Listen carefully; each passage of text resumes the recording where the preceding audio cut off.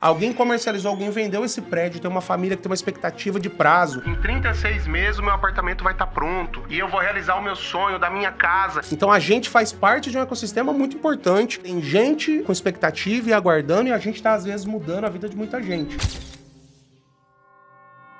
Nós, no Brasil, a gente tem um pensamento pequeno, achando que nós não somos ninguém no mundo. Não, a engenharia brasileira é uma das melhores do mundo. E a engenharia mato-grossense não perde nada para a brasileira. Talvez nós não temos aqui oportunidade de megas obras, mas vamos ter, porque nós somos o estado que mais crescemos no Brasil. Então, o líder hoje é um líder que ele tem que atuar não só com a distribuição de serviços, distribuição de tarefas. Ele tem que ter visão e empatia.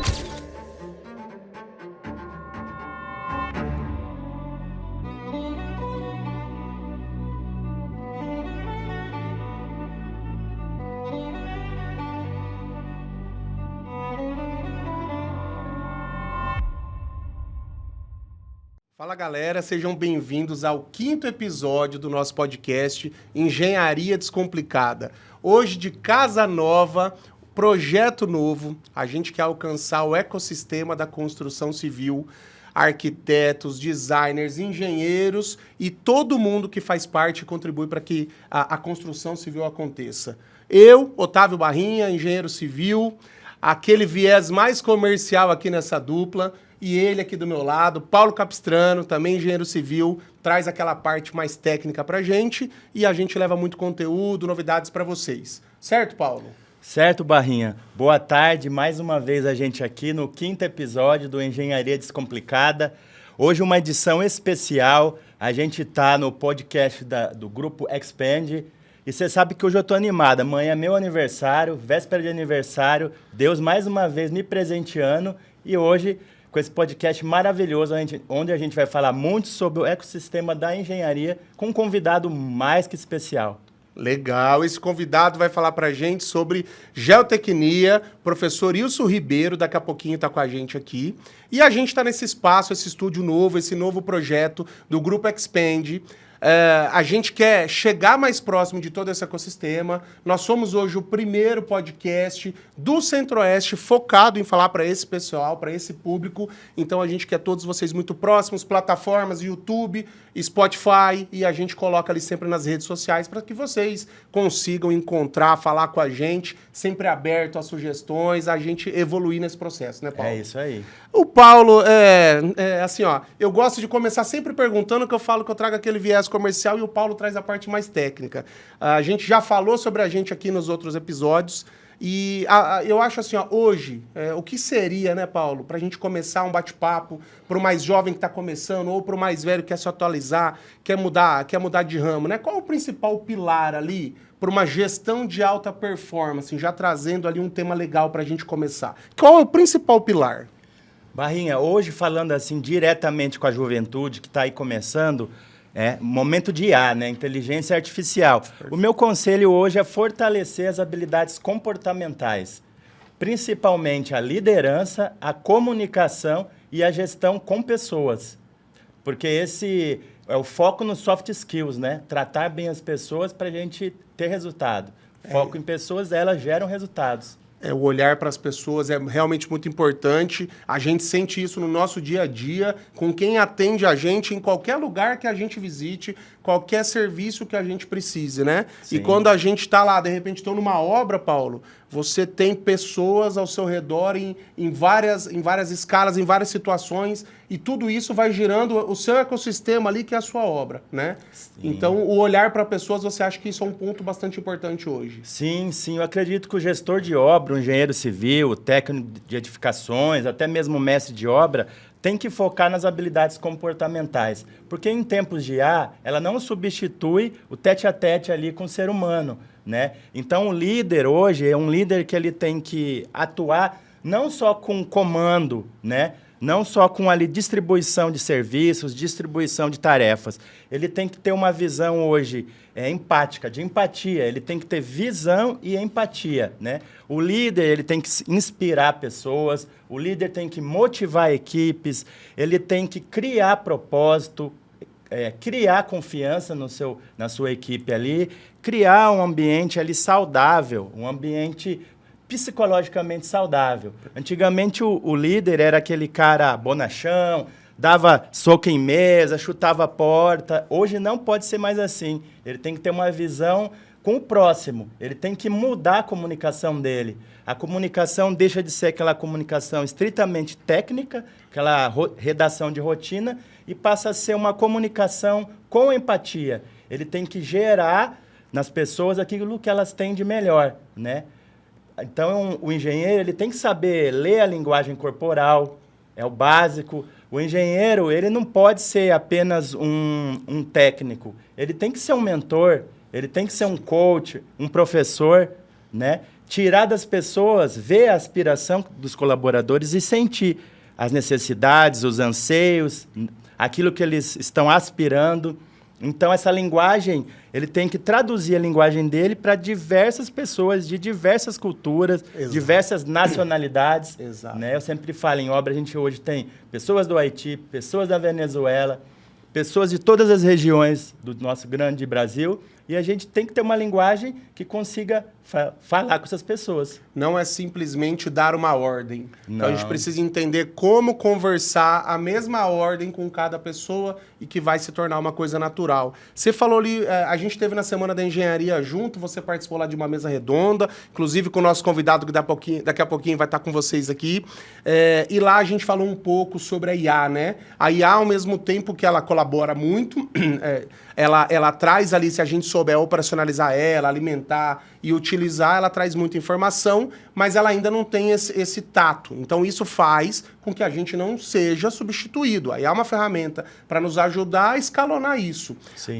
Naquela data, naquela mesa redonda, naquela palestra, foram algumas horas sobre IA. Achei interessante que tinha muitos jovens, muitos acadêmicos que provavelmente estavam na segunda ou até terceira graduação. Era uma sexta-feira à noite, a gente saiu de lá, era 10h30 e todo mundo focado e prestando atenção, né?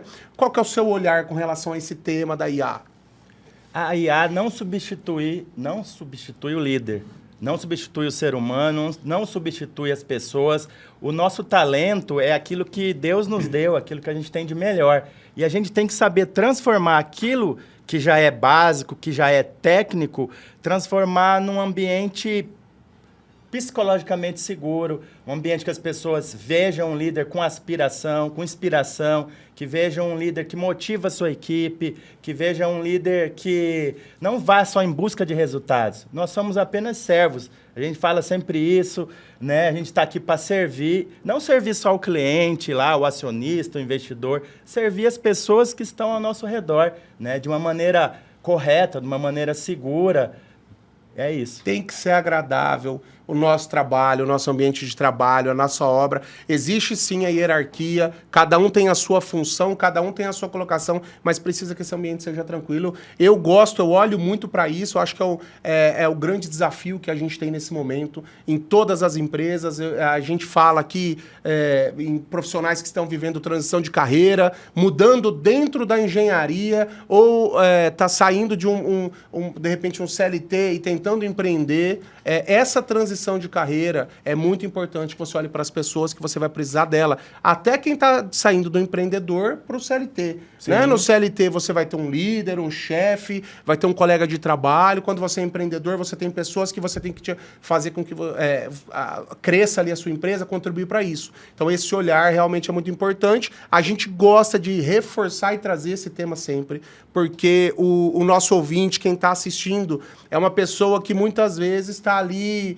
não está no lugar certo, né, Paula? Eu já fiz transição de carreira 2 vezes e hoje eu trabalho com o que eu gosto. Demorou muito para descobrir, foi quase na faixa dos meus 40 anos que eu consegui fazer o que eu gosto. Não é simples, mas é fácil. Nem tudo, né? Que é simples é fácil. Então não é simples, mas é fácil você tentar uma outra coisa, estar aberto, querer ouvir, querer aprender. A gente conversou sobre isso no bastidor aqui mais cedo com um professor, inclusive.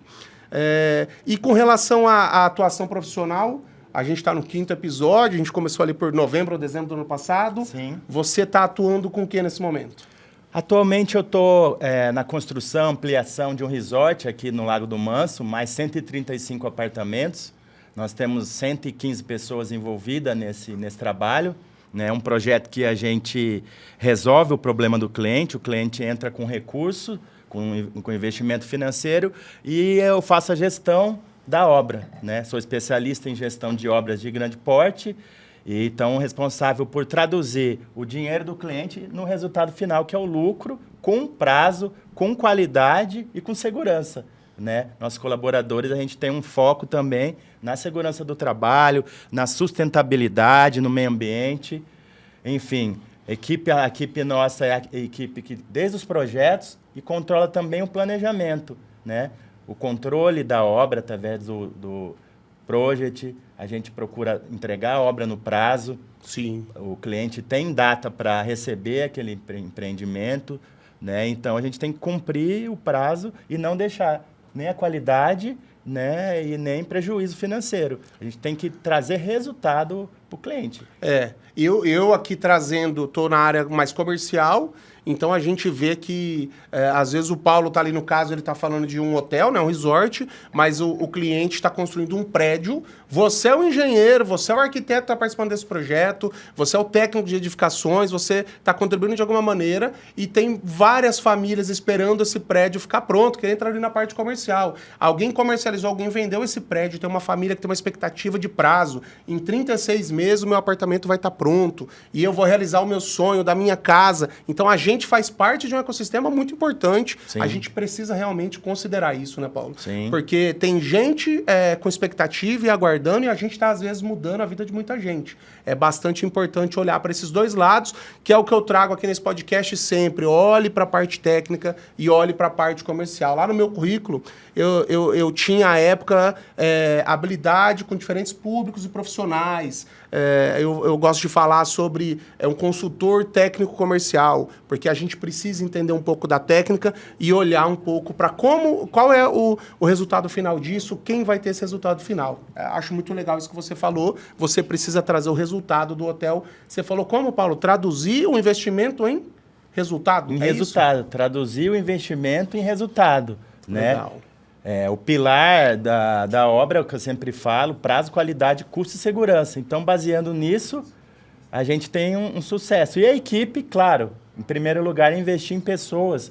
Nós, os engenheiros, os gestores, nós somos resolvedores de conflitos de grande complexidade, né? Eu vejo muito engenheiro falar assim, eu tenho que ser até psicólogo em obra. Você tem a obrigação de ser uma pessoa que resolva problemas, né? Sim. Que traduza o resultado do cliente e transformando aquele ambiente em produtivo e seguro. E é por isso que o nosso podcast quer falar muito com esse ecossistema da construção civil. É o primeiro podcast que fala diretamente sobre esse tema aqui no Centro-Oeste. A gente quer fortalecer essa nova parceria com o Grupo Expand.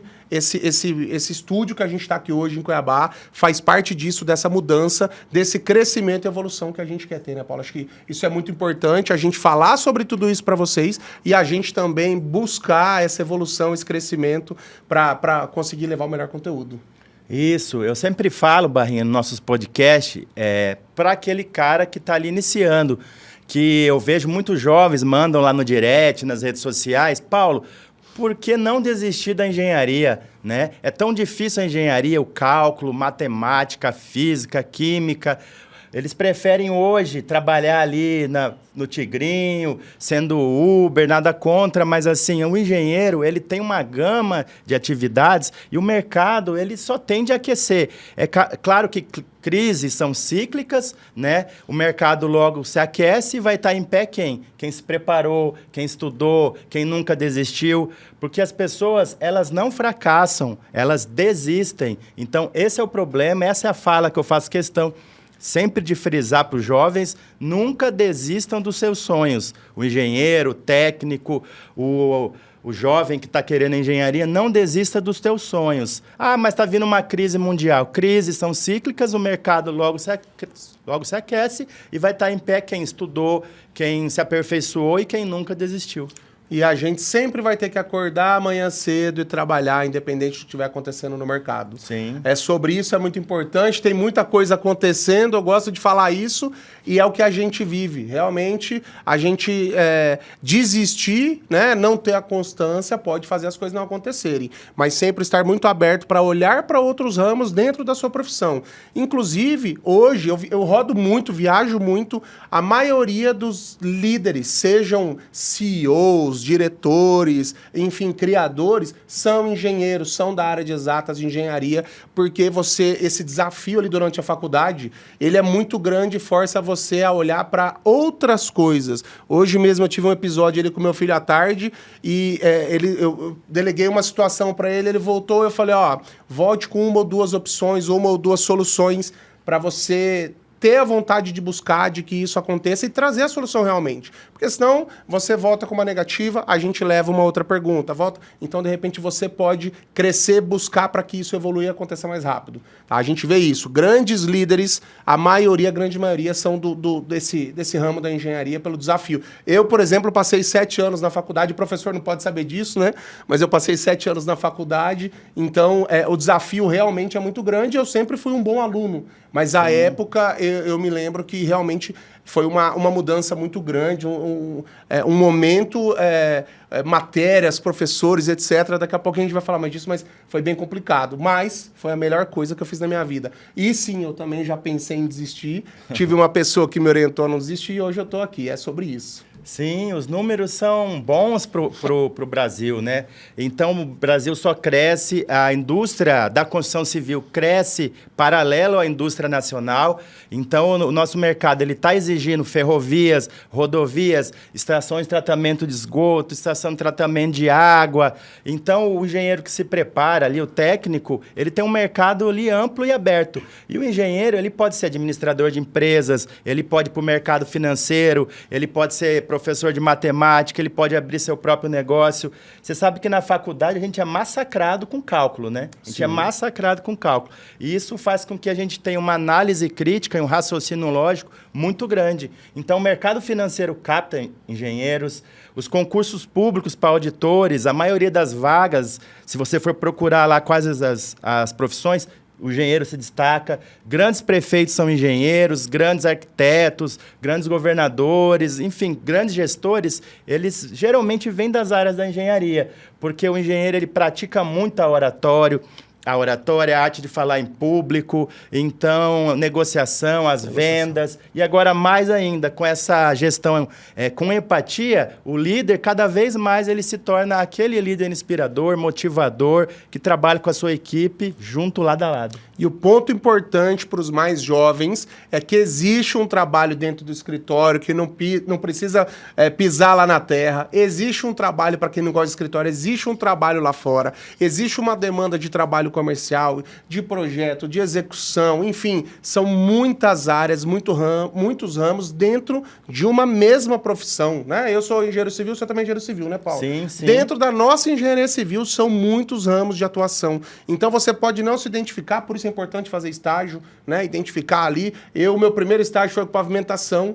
Eu adorava a pavimentação, acho fantástico, adorava estar na obra, são poucos itens, eu sou um pouco mais direto, mas eu percebi que eu tinha que ficar longe de casa, porque sempre na cidade já foi tudo pavimentado. Então a gente tem que estar sempre onde não tem, ou na estrada. Dali do meu estágio eu já defini que talvez não era pavimentação o meu futuro, tanto que hoje, né, não atuo nesse ramo. Meu ramo sempre foi comercial, né, mas se fosse na engenharia não seria na pavimentação. Então o estágio é muito importante e a possibilidade e a nossa mente aberta para poder mudar de ramo no meio desse percurso, no meio do caminho. E quem sabe até realmente entender que não é isso e fazer uma nova faculdade. Sim, e tudo começa pelo estágio, né, Barrinha? No estágio é que ele vai identificar se ele vai ser um grande projetista, se ele vai ser um grande projetista de pontes, de viaduto, de túnel, se ele vai fazer grandes contenções, barreiras de contenções, grandes cortinas atirantadas, enfim.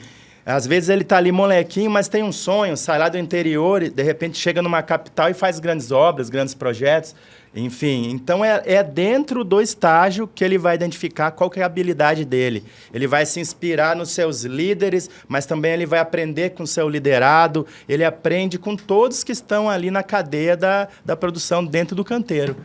E às vezes a gente parece ser insistente em alguns assuntos, mas o feedback que a gente recebe é muito grande de que estão precisando ouvir isso e ter esse impulso, essa motivação para realmente continuar a tentar e conseguir olhar para um estágio e entender que ele realmente está te ajudando de alguma maneira, né? Eu visito obras com frequência, eu converso com muita gente, desde o porteiro, desde o pedreiro, até o dono da construtora, e eu ouço de pessoas que me trazem esse feedback. Pô, Barrinha, que legal que você falou, porque às vezes eu não estava enxergando isso. Pô, Barrinha, eu queria olhar para isso. A gente aqui no Grupo Expand teve com o pessoal ontem falando sobre a questão de mídia social, que a gente vai falar um pouco, da nossa própria divulgação, etc. As pessoas conversam comigo e falam, acho muito legal o que você fala, o conteúdo que você tenta levar para as pessoas. Então é sobre isso. Todo mundo tem a capacidade, dá conta, pode fazer tudo isso, depende de querer. E eu sou muito insistente no tema da mente aberta, porque às vezes a gente fica muito apegado com alguma coisa que vem de casa,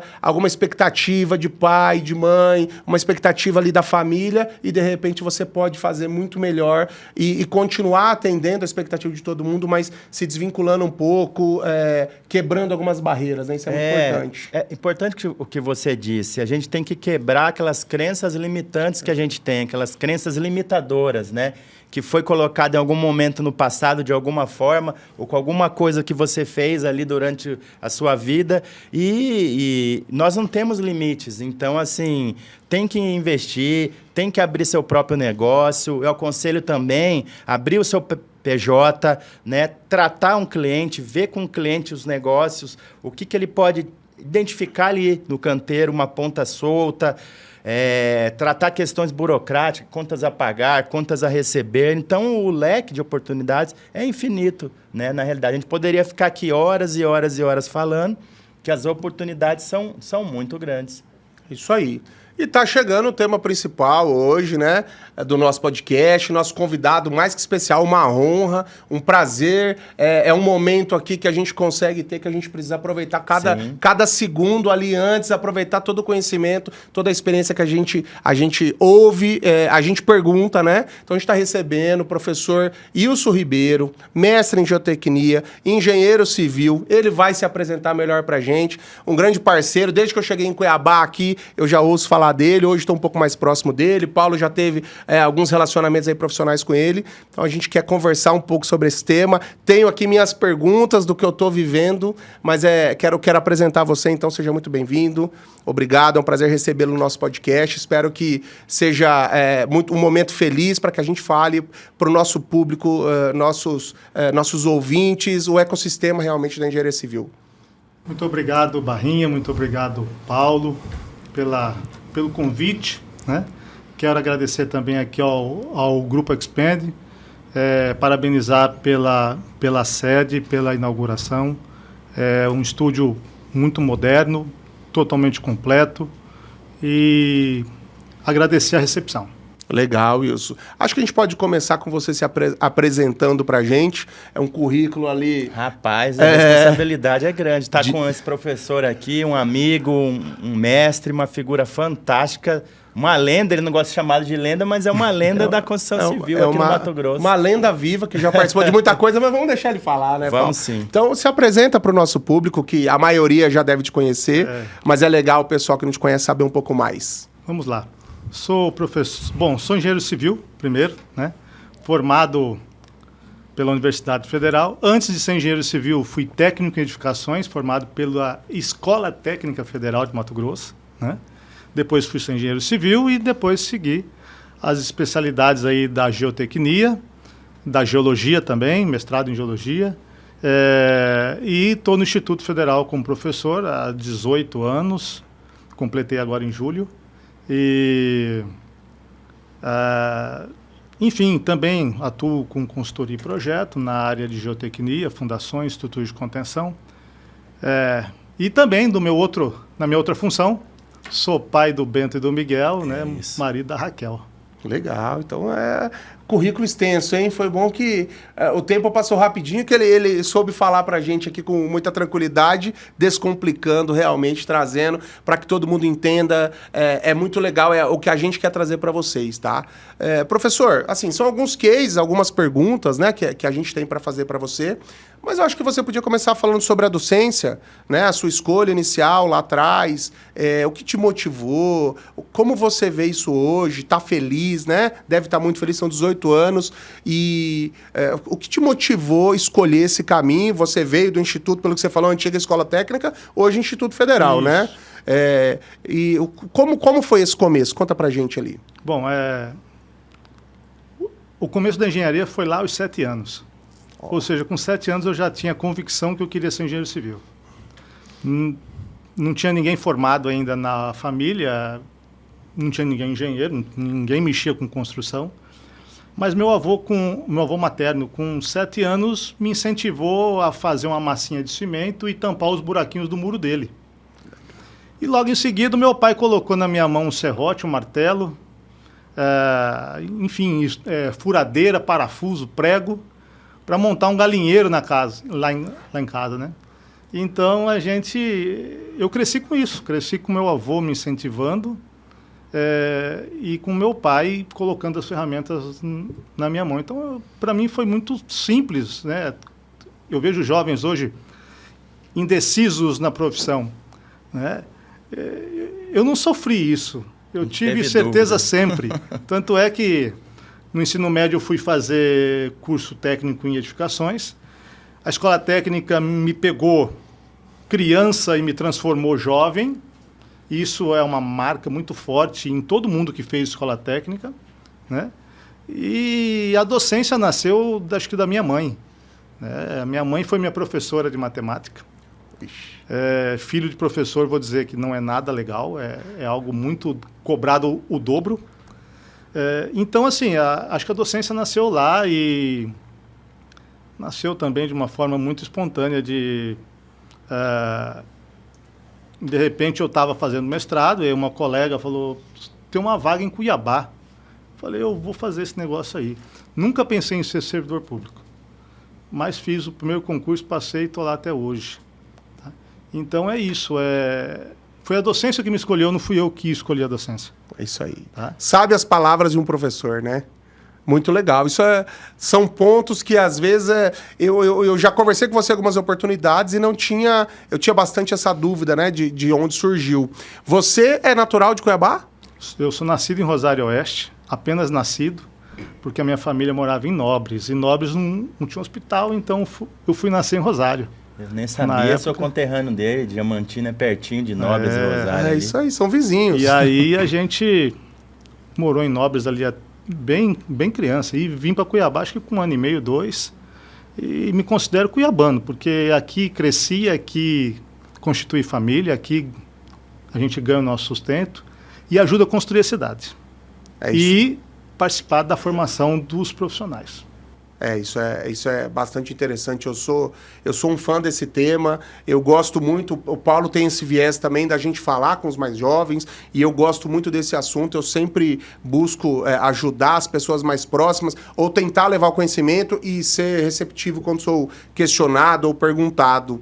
Você participou, então, de grandes obras aqui da cidade. A gente está falando de uma Cuiabá transformada, mais ou menos nos últimos 18 anos, aí, desde que você está atuando, né? Você participou de grandes obras impactantes. Qual foi sua primeira? O que chamou mais atenção ali para você na primeira? Talvez a primeira já foi uma das grandes obras. Aí. Tá? E foi muito tudo assim, muito um seguida do outro, né? Praticamente... Eu formei em 2005, mais ou menos, 2006, e saí para fazer o mestrado. Voltei em 2008 para cá, e em 2008, logo em seguida, questão de 2 anos depois, saiu o anúncio da Copa do Mundo. Então veio, né, um boom de obras para 2014, e aí a gente começou a atuar em algumas coisas interessantes, não só no mercado. A minha atuação é mais com obras urbanas, né? Certo.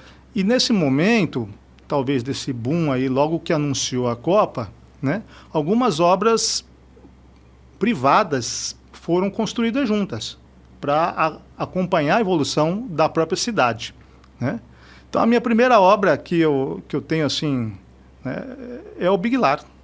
É a loja Big Lar da Miguel Sutil, a parte da estrutura de contenção, que na época foi uma das primeiras, ou a primeira que a gente constituiu, e talvez uma das mais profundas ou das mais altas até hoje, né? Dá um corte aí em torno de 4 subsolos. O Big Lar da Miguel Sutil, ali próximo ao Trevo de Santa Rosa. Exato. Tem tudo isso ali. Atirantada lá? Na parte mais alta tem. Ela é estaca grampeada ainda, né? Foi a primeira obra em estaca grampeada em Cuiabá. Não se tinha ainda essa técnica aqui. Lá quem executou foi o Jorge da Barbosa de la Rosa. Já foi nosso A máquina ainda era nova, ainda, né? A máquina novinha, né? E aí a gente executou isso lá e até foi desenvolvido todo o equipamento e toda a técnica. Não tínhamos, na época, empresas de concreto que faziam concreto para eles contínuo em Cuiabá. E a concreteira, na época, teve que desenvolver um traço especial. Foram quase uma semana de tentativas para achar o traço ideal com a quantidade de aditivos ideal. Ora não entrava a armação, ora o concreto não endurecia depois de 3 dias. Então foi todo um estudo de tecnologia dos materiais, porque realmente foi talvez a primeira obra, talvez não, tenho certeza que foi a primeira obra desse porte em Cuiabá. E você falou que ainda talvez uma das maiores já executadas. E ainda é uma das maiores, né? A gente hoje tem aí em Cuiabá, com certeza, 12 metros de escavação, que é 4 subsolos. Aliás, desculpa, 3 subsolos vai dar 12, 12 metros, 4 subsolos, 12 metros, né? Mais ou menos isso. Hoje a gente tem bastante de 12 metros. Quando eu falo bastante, é menos de 15, talvez, tá? Até porque o terreno é muito duro, né? Então, você escavar praticamente já num saprólito ou no material rochoso, isso, além de ser caro, né, se torna... Então, o pessoal chega até o topo rochoso ali, mas geralmente a gente tem feito aí algumas coisas bem profundas, legais aí. Essa transformação de Cuiabá, eu venho para cá desde 2012 para 13, realmente aconteceu muita coisa diferente. E aí, com certeza, você também participou de mais algumas outras obras. E alguma da Copa? Eu estava ontem sofrendo pelo Cuiabá na arena lá, fui assistir o Cuiabá, sou sócio torcedor. Participou da Arena Pantanal? Teve alguma particularidade lá? Foi tranquilo? Isso, a gente, na época, prestou uma consultoria para o pessoal que executou a arena, né, para a construtora, tá? E ali também teve uma consultoria com relação a uma pequena alteração de fundações, tá?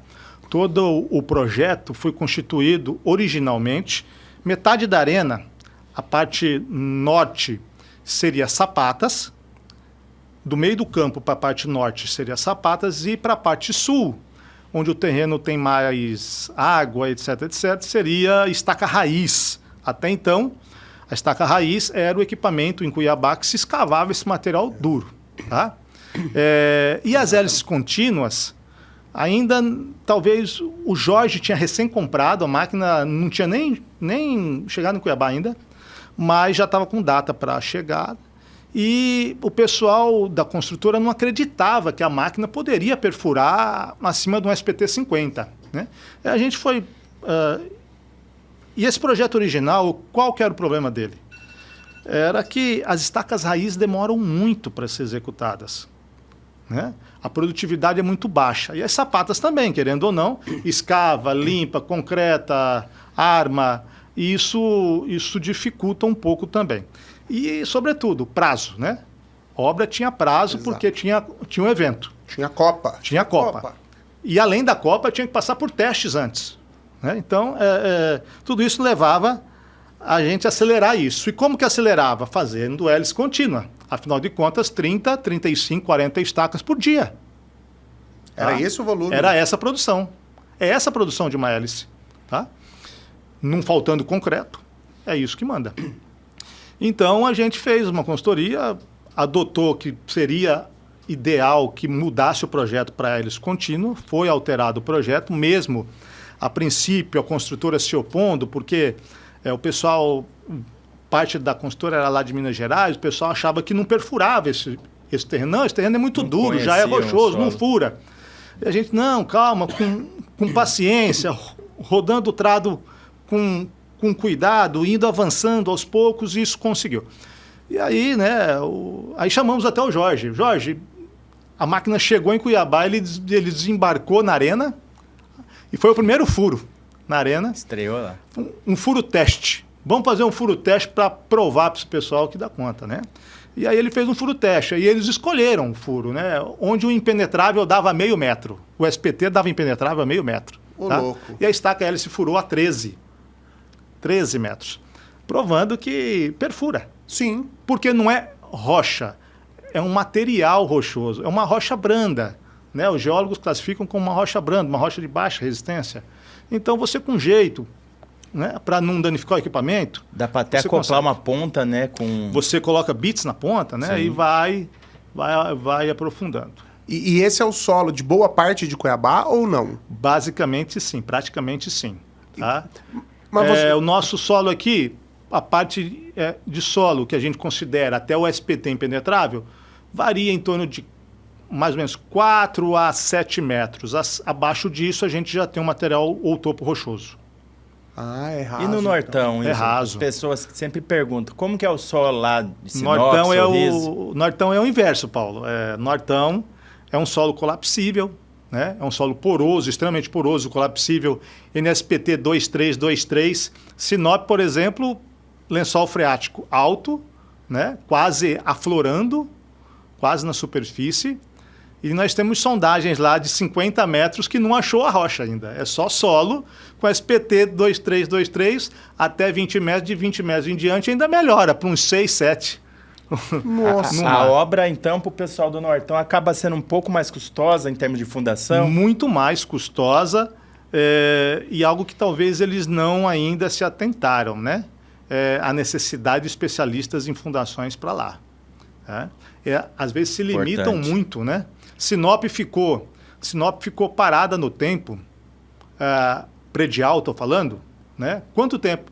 Foram construir prédios agora, em menos de 8 anos para cá. Menos, exatamente. Tá? Até ouvi falar que teve uma época que o código do município proibia construir prédios. Veja, então a engenharia tem que ser levada nesses locais, e a engenharia é especializada para que se construa grandes obras, principalmente agora para a parte industrial. Lá se planta, lá se deve industrializar. Exato. E tem uma cultura, né? Tinha, né, uma cultura de se fazer obras sem projeto naquela época, de não utilizar da engenharia. E como é que está hoje lá? Melhorou isso? Paulo, melhora um pouco, mas eu acho que é cultural, né? O agro, tem muito dinheiro circulando no agro. Certo. E quando o dinheiro circula, vamos dizer assim, facilmente, ou flui melhor, é aquela cultura do se cair eu faço outro. Pagar um engenheiro, eles acham caro, mas construir de novo não. Não tem problema. Então, a engenharia lá de grandes obras, Sim, né? Ou elas são forçadas através da fiscalização do CREA, etc, etc. Ou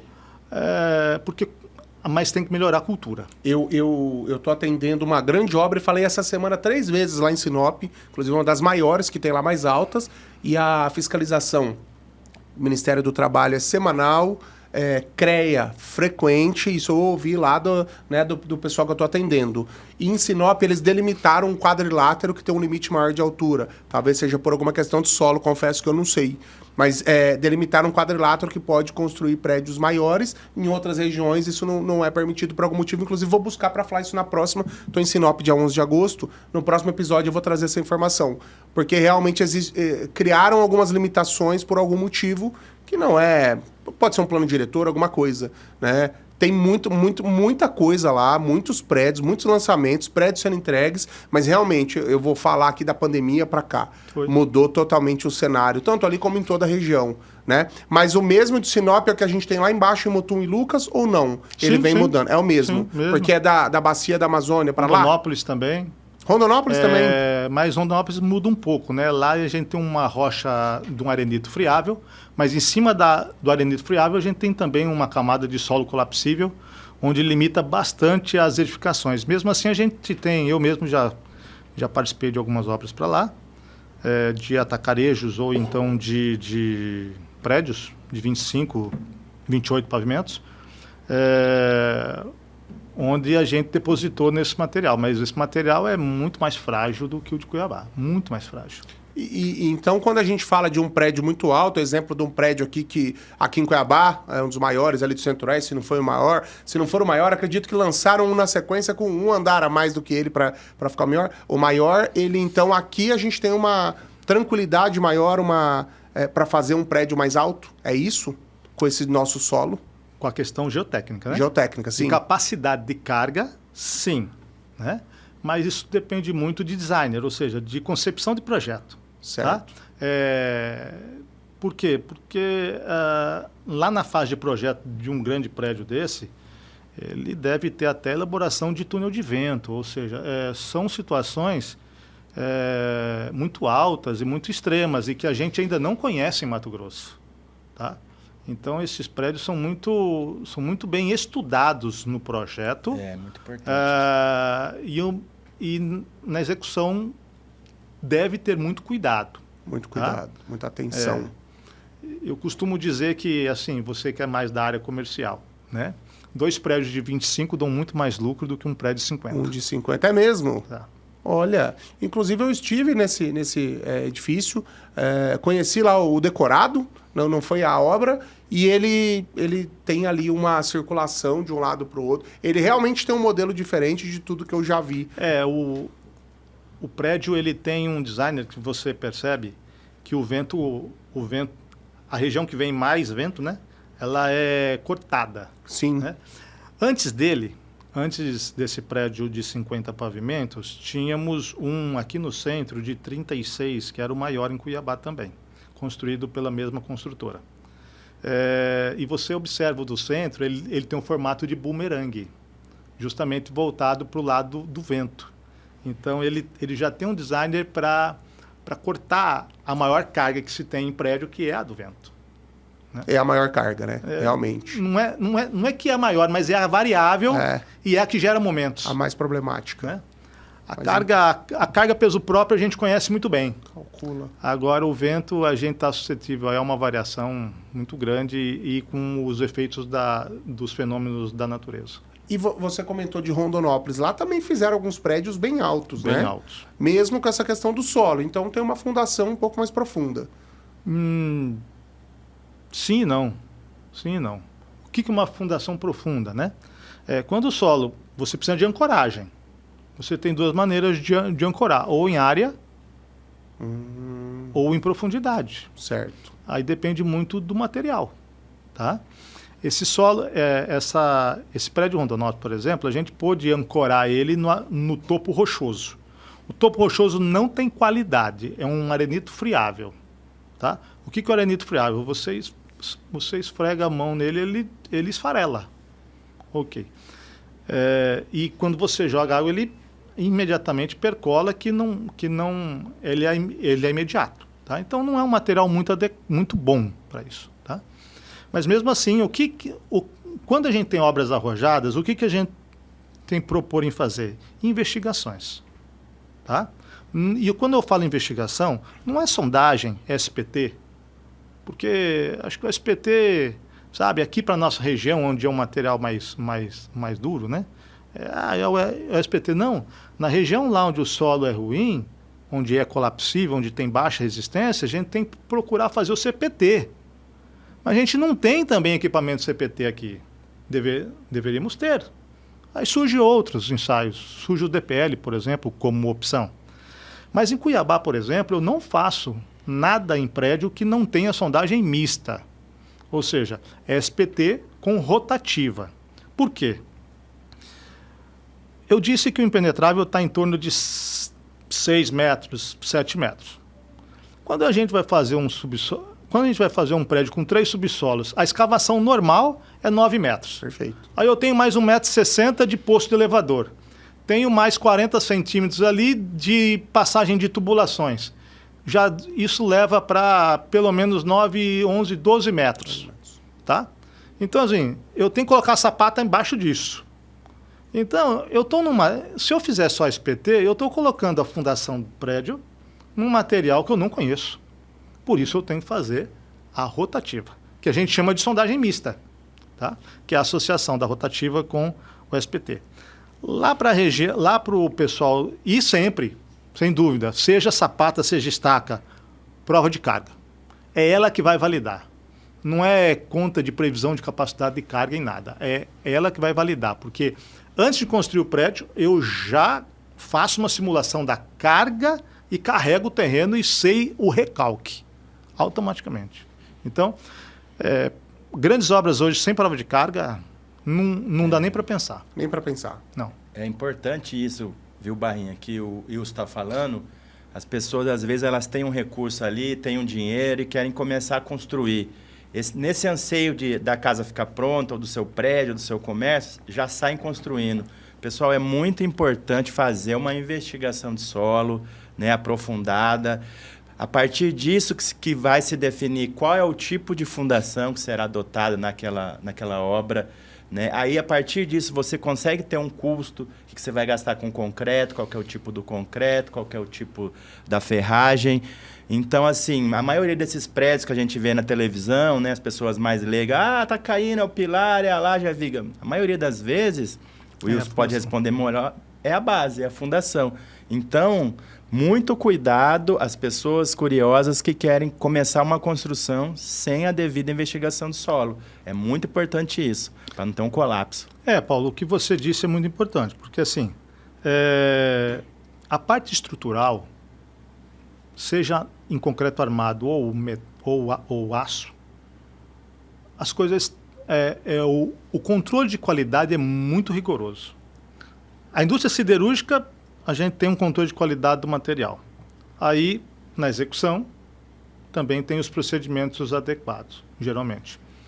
No concreto armado, em grandes obras, eu não vejo concreto sendo rodado em obra. É tudo usinado.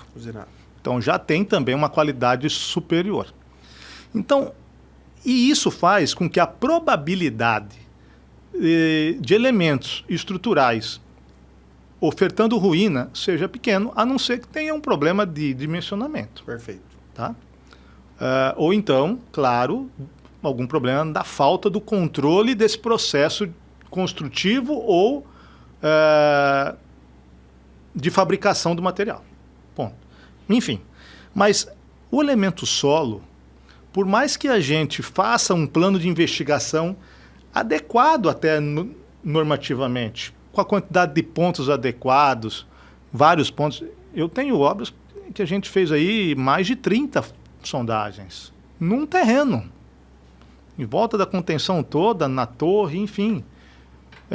Clientes que topam fazer bons projetos, eles também querem gastar com investigação, porque a gente prova para eles que isso vai trazer uma segurança.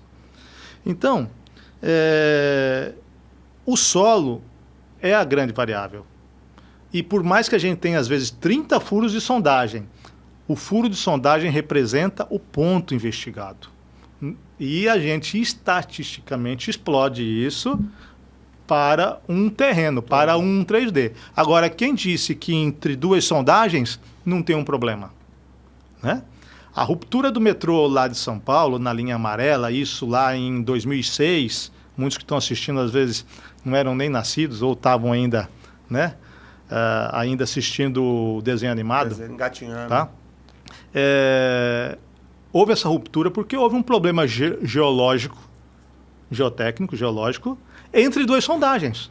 Estava totalmente normativo. Numa obra de metrô, a gente faz sondagens de 50 e 50 metros. Entre esses 2 50 metros, tinha um problema rochoso, uma falha rochosa, e quando fez o túnel, isso desabou. Então, assim, por mais que você investigue, você não está livre. O que acontece é que, pela probabilidade, você está mais seguro. Mais seguro. É isso. E quanto mais você investiga, você pode ter eficiência e até diminuir o custo. Sim. Né? Sim. Isso é um ponto Sim. importante. A prova de carga, por exemplo, é um dos ensaios que trazem uma confiança muito grande para quem investe, para quem projeta, para quem executa. Por quê? Porque a gente... quanto custa uma prova de carga, né? Varia um pouco de acordo com o carregamento, mas vamos colocar aqui entre 15 e 30 mil. Tá? Isso para uma obra, muitas obras, isso é troco. Tá? Isso não é dinheiro. Mas isso traz uma segurança absurda para a obra e, consequentemente, o engenheiro, a norma de fundações prescreve que, se tiver prova de carga, o engenheiro projetista pode baixar o coeficiente de segurança de fundações rasas de 3 para 2 e de fundações profundas de 2 para 1,6. Poxa, se o engenheiro pode reduzir o coeficiente de segurança, obviamente, se a ruptura lá no cálculo estava dando 200, eu não vou colocar admissível em 100, eu vou colocar em 160. Entendeu? Cresceu a margem para aquela fundação suportar. Então, isso, no final, a gente tem que mostrar para o cliente que isso é economia. Perfeito. É interessante você falar disso, eu até fui procurar minha anotação. Lá em Campo Grande, eu sou embaixador de um projeto, um empreendimento diferenciado, que eu vou falar daqui a pouco mais para vocês. E o seguro, a gente trabalha com seguro. O seguro exige, um bom seguro de obra, exige que você tenha uma prova de carga no caso de um sinistro. E ela tem que acontecer lá no começo. Então, às vezes eles... vou deixar para depois. No caso de um problema mais grave, a prova de carga é um ponto importantíssimo para análise do sinistro e possível cobertura. Né? Então, a gente trabalha com seguro de obras, de prédios, enfim, de grandes obras. E são vários pontos que são importantes, dentre eles. E eu comentei sobre isso lá com os proprietários da incorporadora e falaram, se não me engano, era 36 mil. Aí eu trouxe ali o custo do prédio, 40, 50 milhões, o que são 36 mil reais para você ter uma tranquilidade para você. E talvez o projetista 0%. projetista deles não tinha se atentado a falar, eu vou economizar para você, né? Invista esse dinheiro aqui, que eu te dou retorno aqui. Essa redução do coeficiente de segurança, ela é possível se foi feita no começo, lá na fase de projeto. Exato. Se foi feito só na fase de verificação, fiz as fundações, vou verificar se está legal. Aí já não economiza mais nada. Já não economiza mais nada, pronto. exato. Foi o caso deles. Eles não tiveram, não atentaram eles para isso. E em época de obras, eu falei, para a gente conseguir ter esse seguro, para que a gente tenha uma cobertura adequada, a gente precisa que tenha essa prova de carga. Inclusive, nós temos um bloco que eu fiz um vídeo dele, tá? Esse prédio é escalonado, ele tem piscina em todos os terraços, são 6 andares, e os elevadores ficam ao fundo, e tem um bloco com 3,5 de altura por 3 metros, e ele tem 12 estacas com 90 de diâmetro e 17 de profundidade. E é um prédio de 6 andares. 6 andares. Então a gente está falando de 17 metros de profundidade. Robusta essa fundação, esse bloco. É robusta porque o solo é de baixa capacidade. Isso, em Campo Grande, isso não é aqui em Cuiabá, lá exatamente. Também o solo é colapsível, né? Lá é poroso, colapsível. Campo Grande, pelo que eu conheço, é isso. E também tem problemas de fundações lá. Quando a gente fala problemas de fundações, obviamente não é problemas de obra. Né? Claro. Talvez desafios de projetos adequados. Tá? Nesse caso aí, me desperta muito, né, a parte do volume de concretagem. Tá, Barrinha? Porque assim, a gente tem também participado aqui de algumas obras. Eu participei recentemente de uma obra que está sendo construída, que a sapata central abriga 3 principais pilares, e são 3 sapatas dessas, tá? 3 sapatas de 12 por 11. Enorme. 12 por 11 por 2,5 de altura. Ela era para ser ali em torno de quase 3 de altura, mas a gente faz uma artimanha no dimensionamento para tentar reduzir a altura, que é criando um colarinho, ou seja, uma pequena sapata em cima da sapata. Sim. No pilar, por conta de fendilhamento.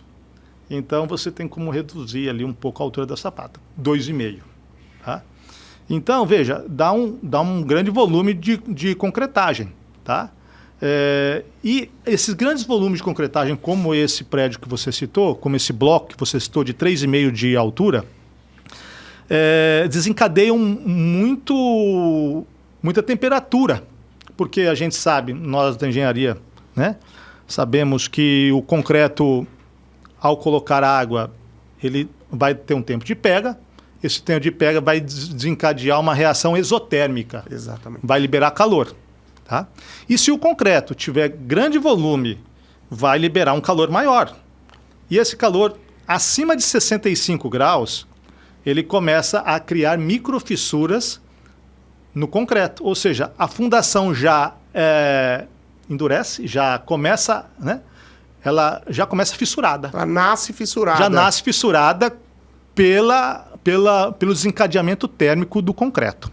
Tá? E aí é claro que isso não tem a ver com engenharia de fundações, tem a ver com engenharia de materiais. Tá? E aí a gente sempre recomenda a consultoria de um especialista nessa parte de desenvolvimento térmico, geralmente a professora Albéria, que a gente indica, que auxilia nessa parte aí das contas, e geralmente o que a gente observa, né? Concretagem de 60 em 60 centímetros, cuidando muito da não criação de juntas frias. Tá? Então, a cada camada se faz uma lavagem com jato, para tirar aquela natinha que fica em cima quando o concreto endurece, né?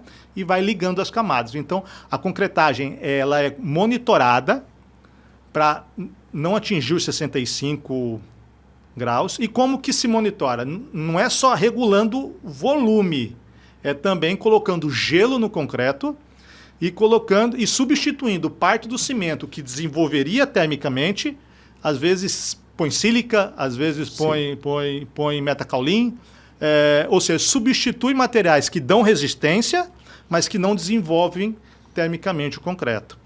Monitoram, tá? Tem muita também escória de alto forno de indústria siderúrgica. Tá? Isso está valendo ouro para a construção civil.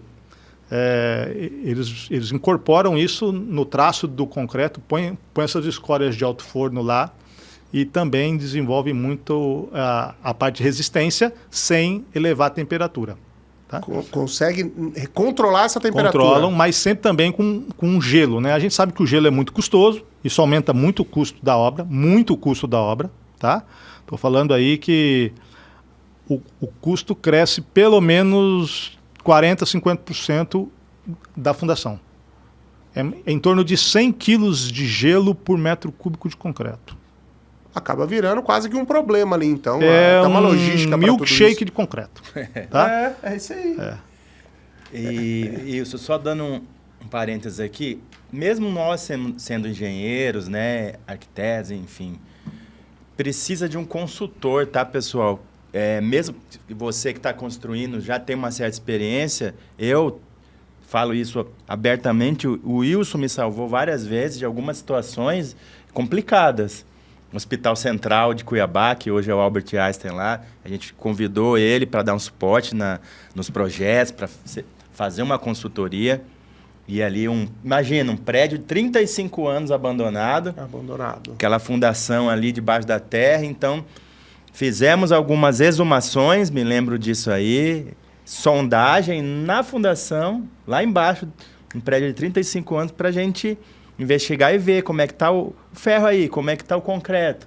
Entendeu? Foi então um grande desafio lá, Paulo, e mostra que o engenheiro também precisa de apoio de técnicos especializados em cada situação. Exatamente. Você estava à frente ali daquilo, mas não tinha todo o conhecimento técnico para isso. Sim, cada engenheiro tem uma especialidade. Assim como o médico tem um cirurgião, tem o ortopedista, né, tem um cardiologista, na engenharia também.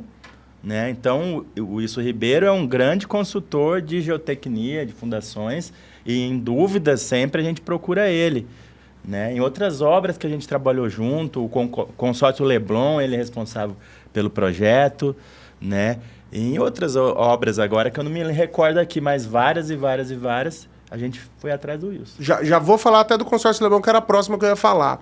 Nesse caso desse prédio de Campo Grande, ele chama Ciba Verum, é um prédio, como eu falei, diferenciado, escalonado, com piscina em todos os terraços, em todas as sacadas. Eles utilizaram sílica e acabaram não tendo a sílica e a concretagem por etapas. Eu, inclusive, por um acaso estava lá na época, participei ali de quando eles estavam definindo isso, e acabaram não precisando de gelo, e esse foi um tema ali, o custo, realmente eu não sabia que era na escala que o professor falou, mas realmente o custo ia mudar muito, então eles optaram por fazer esse tranquilamente porque a gente alugou os travamentos dessa forma. A Lock Andaimes, a gente aluga travamento para formas de pilares, etc. E foi um desafio ali também esse travamento, e com isso, essa concretagem foi feito um acompanhamento diferenciado, e realmente não precisou de gelo devido à sílica. Só uma observação, viu, Barrinha? É que talvez Cuiabá, o concreto já chega na obra com uma temperatura alta. Já está acostumado. Ele já chega em torno de 32 graus. É mesmo?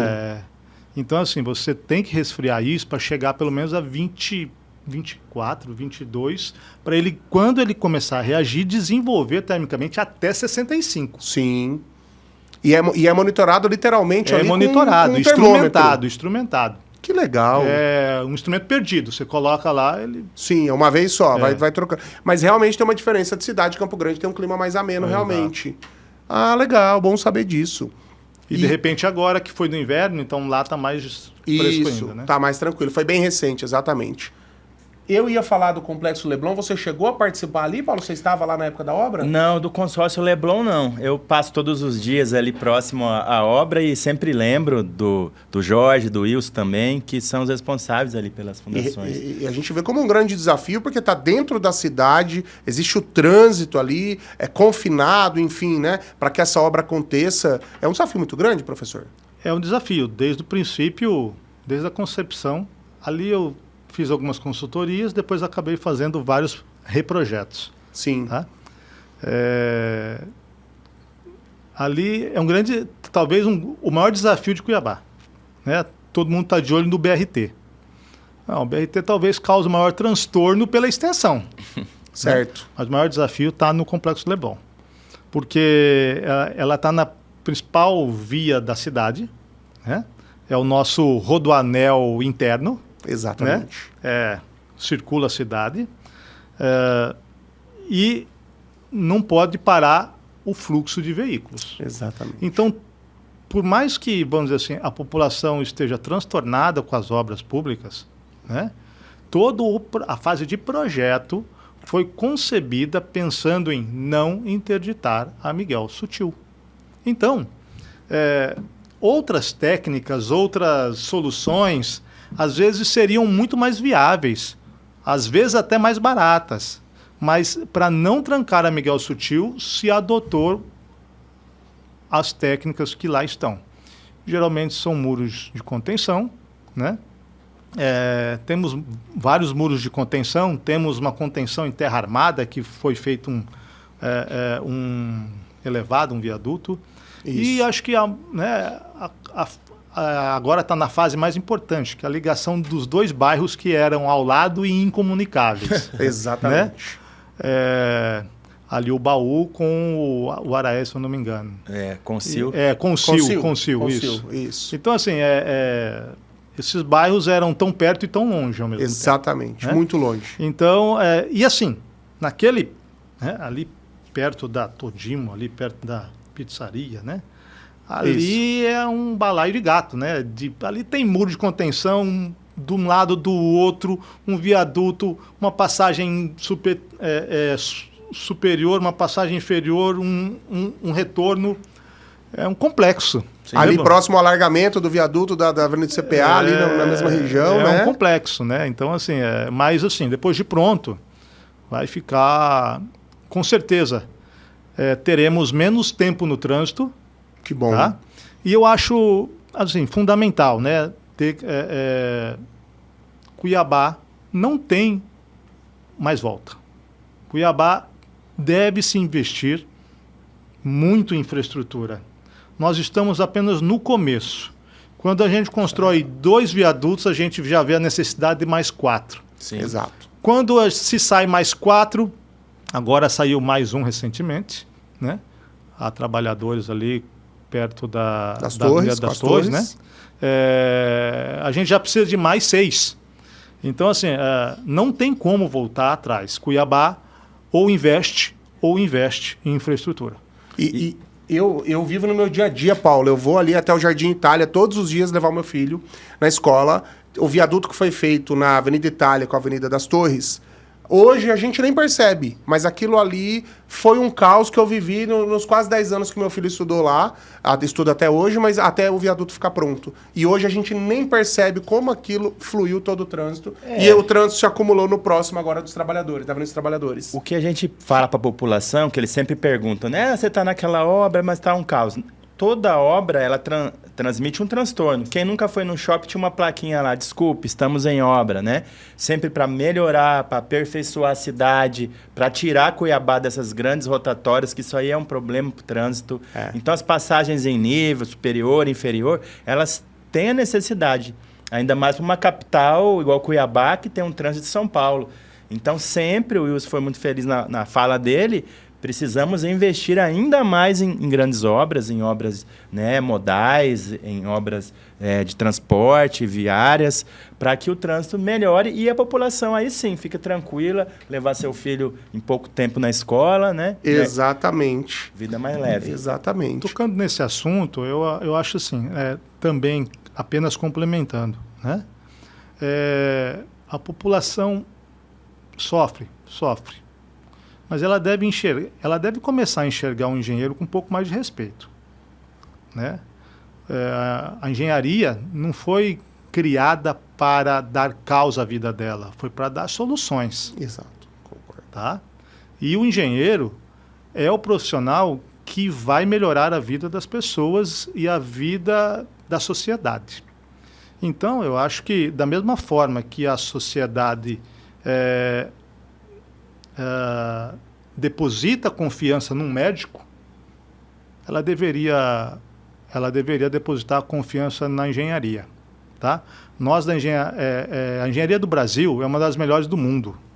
Nós, no Brasil, a gente tem um pensamento pequeno, achando que nós não somos ninguém no mundo, ou que só o agro é do mundo. Não, a engenharia brasileira é uma das melhores do mundo. E a engenharia mato-grossense não perde nada para a brasileira. Sim. Talvez nós não temos aqui oportunidade de megas obras, mas vamos ter, porque nós somos o estado que mais crescemos no Brasil. Sim. É isso aí. Sim.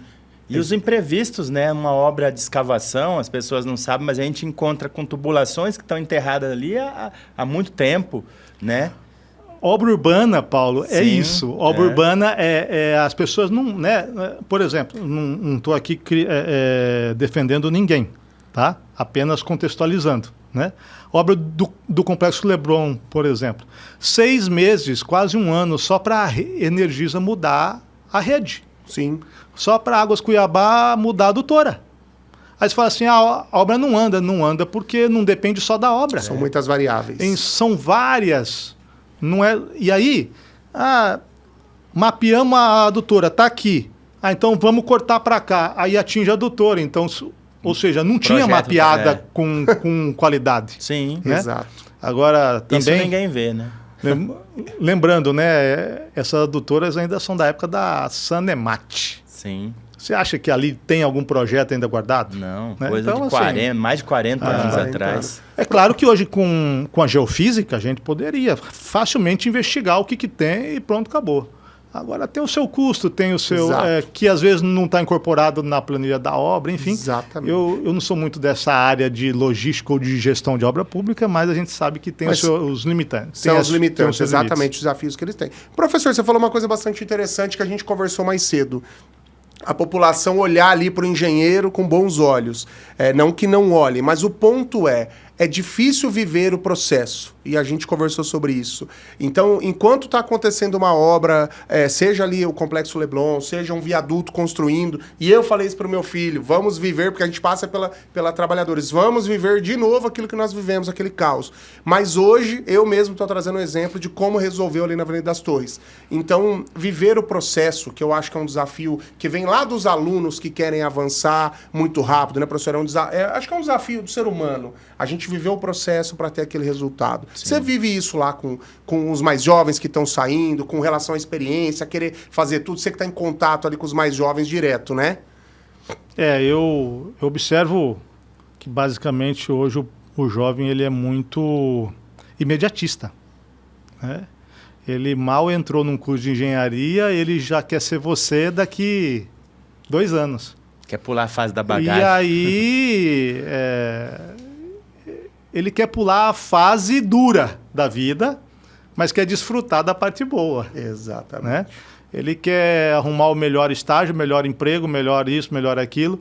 E o pior, às vezes eu vejo, né? Lá como o nosso curso é um curso noturno, então a briga, praticamente 100% dos alunos trabalham durante o dia, têm os seus afazeres, muitos, como já foi comentado pelo Paulo, já estão na 2ª graduação. Então, já não tem muito tempo a perder, vamos dizer, quem está, né, quem já está no caminho. Perfeito, Tá?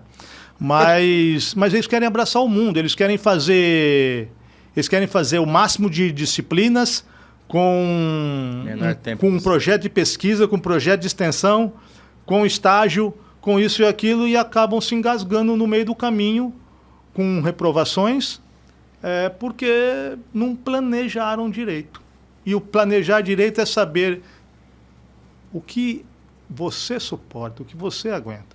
O curso é de 5 anos, mas hoje o aluno tem que cair, né, na consciência que cada um tem seu tempo. Cada um tem seu tempo. O cara realmente tem alunos de 17 anos começando a engenharia e tem alunos de 45, 50 começando a engenharia. Cada um no seu tempo, não tem ninguém errado. Tem uns que formam em 5, outros formam em 6, outros formam em 7. E o que forma em 5 não vai ser o melhor profissional. Às vezes o que forma em 6 ou em 7 no seu tempo vai ser o melhor profissional. E não só durante a graduação, né, Wilson? Eles têm um anseio muito grande de já sair ganhando milhões. Milhões. E a bagagem ela é adquirida com o tempo. Muitos anos ralando, muitos obstáculos sendo, né, transpostos. E aí, depois de um certo período de muita disciplina ali, que começa a vir os resultados. Então, o foco não é no dinheiro. O foco é você adquirir experiência. Perfeito. Apresentar muito resultado e lá na frente, claro, todo mundo quer ter conforto, quer ter sua família, sustentá-las bem, mas exige o suor e sangue ali. Precisa ter problema para resolver, aprender a resolver esses problemas e isso vai se tornar a sua bagagem, a sua mochila ali, né? Exato. O que você aprendeu no caminho. E isso cai lá na conversa de vocês inicial. Sim. Né? É que as pessoas não desistem, como é que você disse? As pessoas não desistem... Elas não fracassam. Elas não desistem. Fracassam. Elas desistem. Sim. E desistem justamente por isso. Por fazer uma realidade imaginária e às vezes essa realidade não acontece depois de formado. Aí vai ser Uber. Sim. Ou seja, eu falo que o engenheiro que vira Uber não era para ser engenheiro. Ele talvez só persistiu no curso, às vezes nem persistiu, formou. Mas não era para ser engenheiro. Quem é engenheiro de verdade, ele vive a engenharia na alma. Sim. Então, não importa o que venha. É claro que vai pensar em desistência natural do ser humano, né? Essa fraqueza. Mas não se torna fraqueza no momento que ele decide continuar. Perfeito. Então é isso. E eu acredito nisso porque... você falou, talvez essa pessoa não era para ser um engenheiro.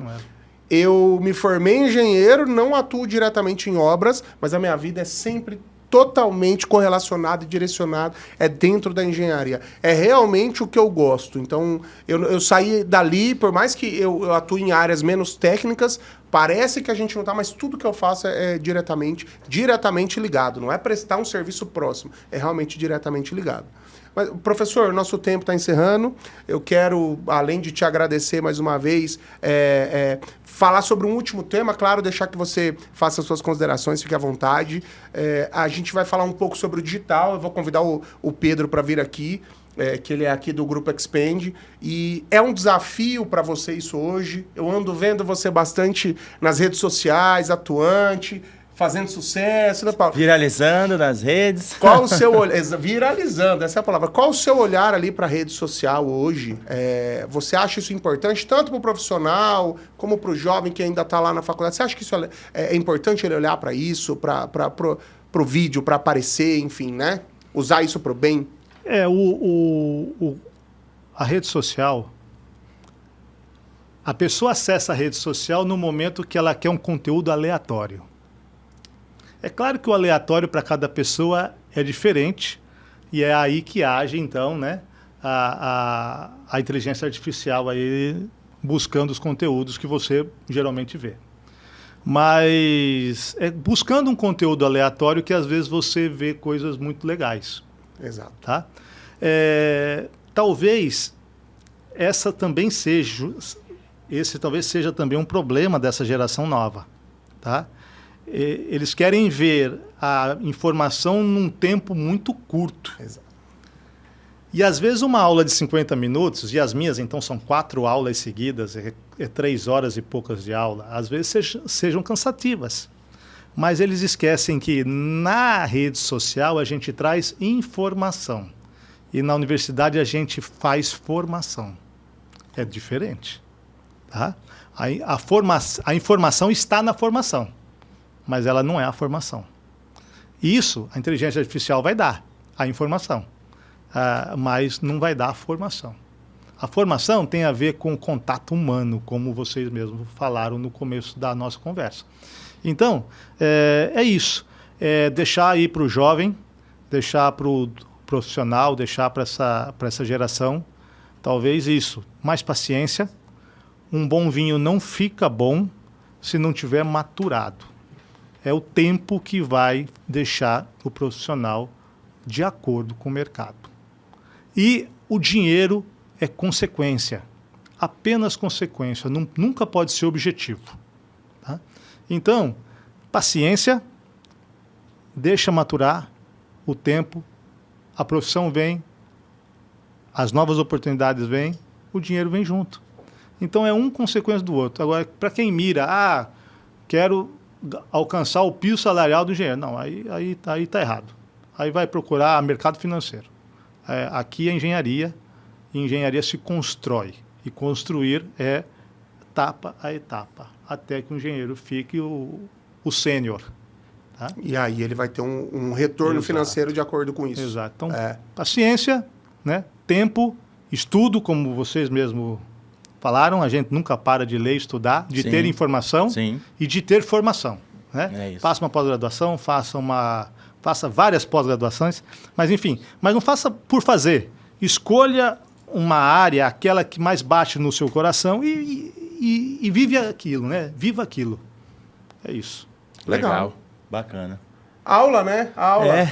Trouxemos um professor propositalmente justamente para isso. Foi uma grande aula, eu agradeço isso, a sua participação. Wilson Ribeiro, amigo, é um colega, estamos sempre juntos. Me levou na Semana da Engenharia, na FMT. Foi muito bom, adorei, foi muito legal. Tenho contato até hoje com alguns dos seus alunos lá, alguns talvez farão estágio lá na nossa obra. Enfim, eu acho que relacionamento, conversa, bate-papo, é isso. Além da engenharia, claro. É isso aí. A engenharia não nos traz só prestígio, não traz só desafios, traz amizades. E a amizade do engenheiro é uma amizade que se cria na dor. É isso Verdade. Aí. Então, é uma amizade mais consistente. Real, né? Difícil de... Ela não acaba fácil, né? Não. Ela é mais vinculada. É isso aí. Ó. Mais engastada, como diz mais engastada. Pronto, fechou com chave de ouro. É isso aí. Então, legal. Mais uma vez queremos agradecer você. Obrigado a todos. Vamos convidar o Pedro para participar junto com a gente aqui. Pedro Fiuza, nosso convidado de hoje. Ele que escreveu um livro, um jovem, né? 21 anos, né, Pedro? Vamos se assentar aí. Não sou apenas o menino do vídeo. Nesse livro, ele fala um pouco sobre conteúdo digital, sobre como você crescer no marketing digital e que isso faz parte da escala de todo esse tema que a gente fala aqui. Então seja bem-vindo, obrigado por estar com a gente. O Pedro faz parte do grupo Expand, de todo esse projeto que hoje o Engenharia Descomplicada também faz parte, né? E acho que começar falando pra gente, né, Paulo, um pouquinho disso aí, como é que funciona e se apresentar, claro. Sejam muito bem-vindos aqui no nosso espaço. Meu nome é Pedro Fiuza. Hoje eu sou CEO e fundador do Grupo Expand. E aqui na nossa empresa, a gente ajuda outras empresas a irem para o digital. Então, aquela empresa que já é muito boa no offline, já tem uma boa experiência, já tem ali uma boa execução, equipe formada, mas ainda não tem previsibilidade, ainda não tem ali uma certa consistência na aquisição de leads e também em outros fatores que a gente sabe que a internet ela pode nos literalmente ganhar. A gente pode, através da internet, ter algo mais consistente. Eu, Pedro Fiuza, tenho 21 anos, eu já estou mais de 10 anos no audiovisual e eu comecei, na verdade, com mais ou menos ali os meus 9 anos, então eu comecei realmente bem cedo, comecei ali fazendo vídeos pro YouTube mesmo, então assim, desde aquela época eu não sabia por quê, mas eu sabia que a minha área seria o audiovisual. Então, é por isso que, como o Barrinha comentou, eu realmente tenho um livro, não sou apenas o menino do vídeo, porque realmente eu entendi que é muito além do audiovisual.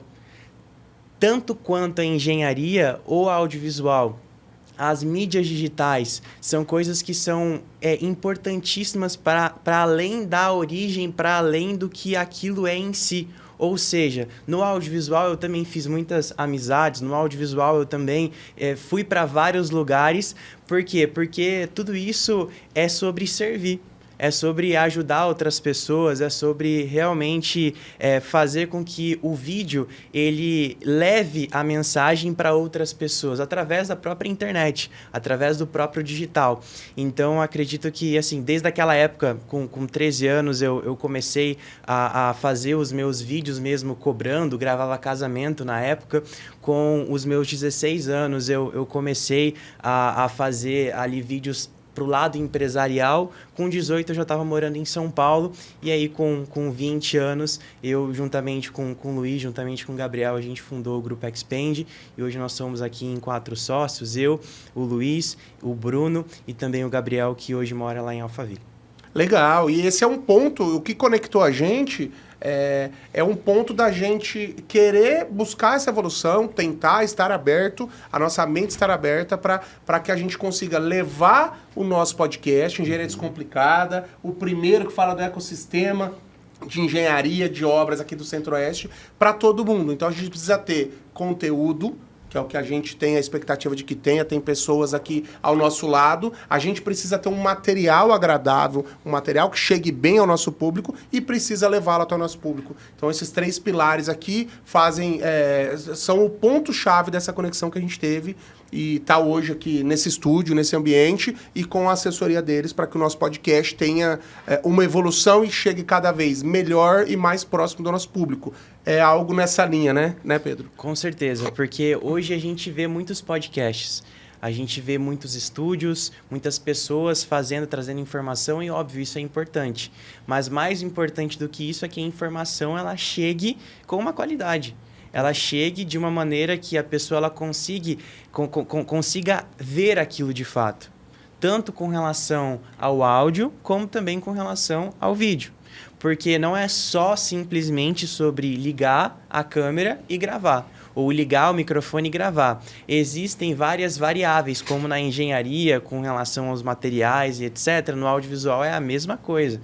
Então, quando nós olhamos ali para a questão da iluminação, para a questão dos cabos, a questão do tipo do microfone, o tipo de câmera, o tipo de lente e assim por diante. Então, é uma coisa que é importante ter essa personalização para que automaticamente aquela empresa que ela queira ir para o digital, através de um podcast, por exemplo, ela consiga ir para o digital de uma maneira certa, de uma maneira realmente ali sólida. Legal. Entregar qualidade como a gente gosta de fazer em obras, né? Exato. E isso foi o que conectou a mim e o Paulo inicialmente. A gente se conhece quase 15 anos, mas a gente vem conversando sobre essa questão digital. Foi o que nos aproximou recentemente, porque a gente sempre teve um relacionamento profissional e a gente decidiu começar com esse projeto do podcast. Justamente a questão de estar presente na rede social, chegar próximo do nosso cliente. Mas legal, né, Paulo?